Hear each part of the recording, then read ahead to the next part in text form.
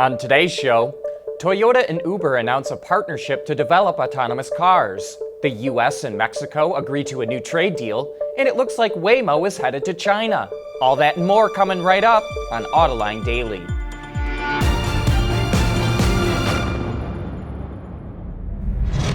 This is Autoline Daily, the voice of the global automotive industry. The US and Mexico agreed to a tentative trade deal yesterday.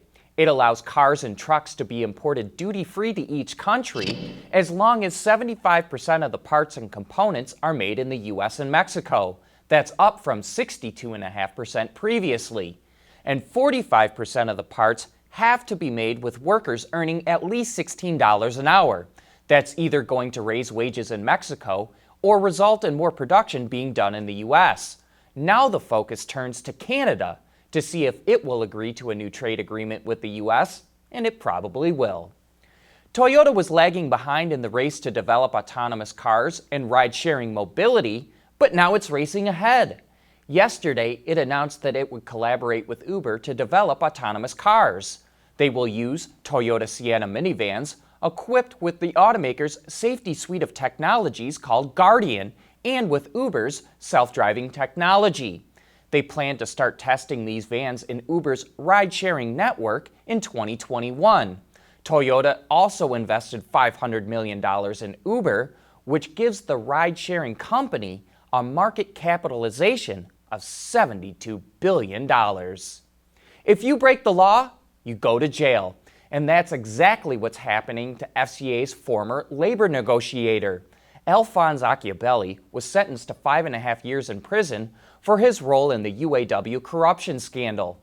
He helped funnel $4.5 million to UAW officials and to himself to buy luxury goods like a Ferrari, Mont Blanc pens, and expensive vacations.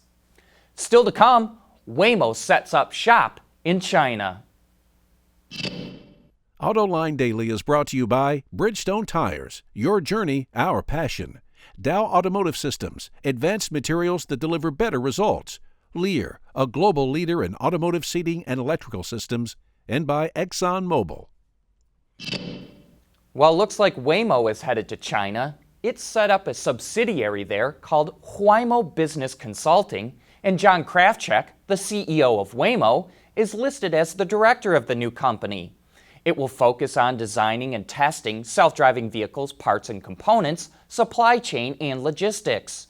Google also confirmed last week that it's working to get its search engine up and running in China again.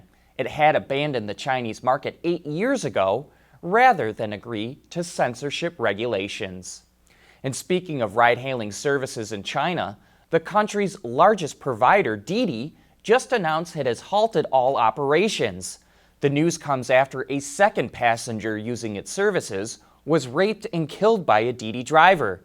That has led Chinese regulators to warn of industry-wide action. And Didi says it will use the time off to review business operations and has fired its general manager and head of customer relations. Coming up next, Nissan kicks off production of a new electric vehicle for the Chinese market.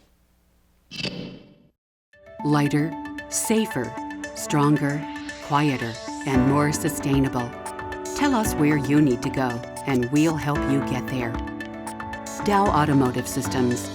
We don't succeed unless you do. Nissan's first all-electric vehicle built in China specifically for the Chinese consumer has started rolling off the production line. The Sylphy Zero Emission was developed on the same platform as the Leaf and is basically a Leaf with a Sentra body on top of it. Nissan says the new EV will pave the way for its intelligent mobility strategy in the Chinese market, which by the end of 2019 will see it launch 5 new EV models across the Nissan, Venucia, and Dongfeng brands. Ford is creating a new organization within the company to help focus on customer needs. Called Enterprise Product Line Management, it will be led by Jim Balbick, who is currently Ford's Executive Director of Global Product Planning and Strategy. He will report to Jim Farley, Ford's President of Global Markets. Within the organization, 10 teams will be created which will manage distinct product lines as end-to-end businesses. They will work with the company's product development and marketing organizations to create vehicles, bring them to market faster, and deliver profitable growth. But that's it for today. Thanks for watching, and please join us again tomorrow.